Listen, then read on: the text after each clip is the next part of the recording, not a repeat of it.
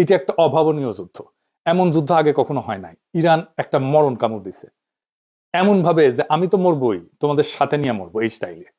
এই যুদ্ধে ইরানকে পরাজিত হবে, অন্য পরাশক্তিগুলো কি অবস্থান নেবে? আর আমেরিকা আসলে লাগলো কেন ইরানের পিছনে? আমেরিকার লাভ কি? এই জটিল রাজনীতি বুঝলে পরিষ্কার হয়ে যাবে বিশ্ব রাজনীতি, ভূ রাজনীতি এগুলোকে আসলে কিভাবে কাজ করে। আসেন আজকার আলাপ আল্লাহর নামে শুরু করি। আলোচনা শুরুর আগে আমরা একটু সংক্ষেপে জেনে নিই আগে কি কি ঘটছিল, তাহলে ইরানের সংকট কেন তৈরি হলো সেটা বুঝতে পারবো। ইরানের পারমাণবিক কর্মসূচি নিয়ে 2000 সালের দিক থেকে পশ্চিমা দেশগুলোর সঙ্গে একটা টানাপোড়েন চলতেছিল।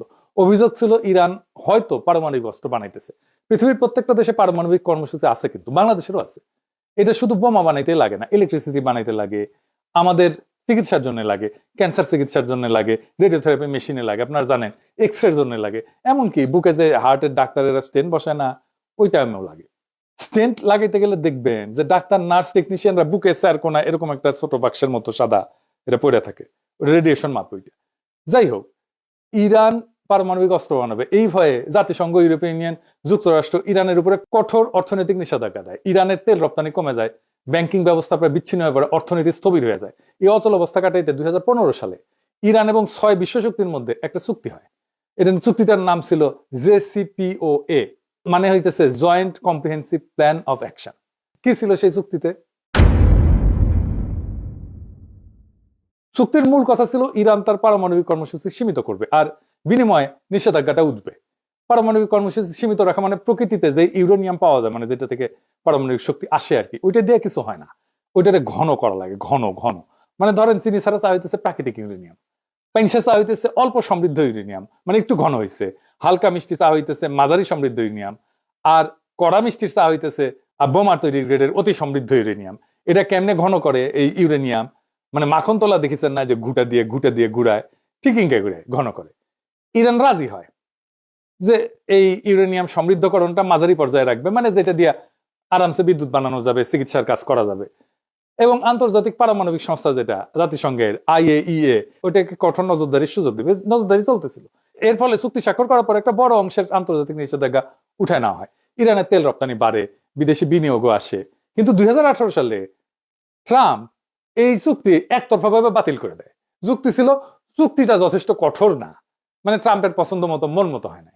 আবার নিষেধাজ্ঞা আরোপ করা হয়। ইরান দেখে আচ্ছা আমিও তো তাইলে ইউরেনিয়াম ঘন করব, আমার তো লাভ নাই, চুক্তিতে তো আমি নাই। তারা পারমাণবিক বোমা বানানোর মতো ঘন করে ফেলে ইউরেনিয়াম। কাছাকাছি ইরানের যুক্তি, আমেরিকা আগে চুক্তি ভাঙছে, আবার নিষেধাজ্ঞা দিছে, তাই বাধ্য হয়ে প্রতিক্রিয়া দেখাইতেছি।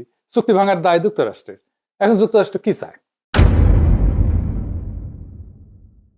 এক নাম্বার, ইরান যেন ইউরেনিয়াম আর সমৃদ্ধ নামার করে, মানে ঘন না করে। এটাই শেষ না, তার মজুদ যেটা আছে সেটা যেন কমায়, এটাই শেষ না। আবার কঠোর নজরদারিতে যেন রাজি হয়, এখানেই শেষ না। সে যেন তার ব্যালিস্টিক মিসাইলের কর্মসূচি ত্যাগ করে, এটা যেন না বানায়। আর কে, এটা শেষ না, হিজবুল্লাহ ইয়ামেনের হুতিদের যেন সাহায্য না করে। আবার ইসরায়েল দাবি করে ইরানের পারমাণবিক অবকাঠামো পুরো চূর্ণ বিচূর্ণ করে দিতে হবে, এটা শেষ করে ফেলতে হবে, মাটির সাথে মিশাই দিতে হবে। একটা দেশে বাইরের দুইটা রাষ্ট্রের ইচ্ছা মতো চলতে হবে, আমেরিকা ইসরায়েল যা চাইবে তাই চলতে হবে।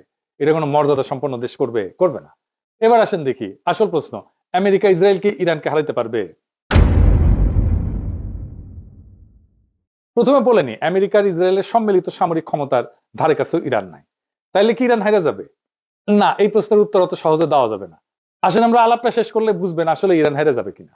যুদ্ধ তো শুধু অস্ত্রের কস্ট বেনিফিট অ্যানালাইসিস না, যুদ্ধ রাষ্ট্রের কাঠামো, ইতিহাস, ভূগোল, মনস্তত্ত্ব সব মিলে একটা পূর্ণাঙ্গ সমীকরণ।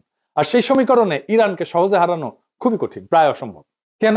আমাদের একটু ইতিহাসে ফিরে যেতে হবে। ইরানকে বুঝতে হইলে 1953 সাল থেকে শুরু করতে হবে, যখন ইরানের তেলের মালিকানা ইরানের ছিল না, ব্রিটিশ কোম্পানি ছিল। BP নাম দেখেন নাই যে, এর ছিল মালিকানা ব্রিটিশ পেট্রোলিয়াম। 1953 সালে একটা ন্যাশনালিস্ট সরকার ক্ষমতায় আসে, প্রধানমন্ত্রী ছিল মোসাদ্দেক। সে তেল জাতীয়করণ করছিল। এর প্রতিক্রিয়া আমেরিকা CIA কে দিয়ে অভ্যুত্থান ঘটায়, তাকে সরায়, শাহকে ক্ষমতায় বসায়। সেই ঘটনা ইরানের রাজনৈতিক চেতনায় গভীর ছাপ ফেলে। বিদেশি হস্তক্ষেপ মানে জাতীয় অপমান, এই বোধ ইরানের রাষ্ট্রীয় স্মৃতির একটা অংশ হয়ে যায়, কালেকটিভ মেমোরির একটা অংশ হয়ে যায়। তারপরে 1779 সালে বিপ্লব হয়, ইরানের বিপ্লব। শুধু ধর্মীয় আবেগ না, বরং দীর্ঘদিনের ক্ষোভ, অপমানবোধ, বিদেশি আগ্রাসন, জাতীয় সম্পদ দখলের বিরুদ্ধে একটা প্রতিক্রিয়া, সব মিলায় রাষ্ট্র একটা নতুন কাঠামো নেয়। ইরানের পর বিপ্লবের নতুন শাসন ব্যবস্থা খুব দ্রুত নিজেদের পাওয়ার কনসলিডেট করে ফেলে।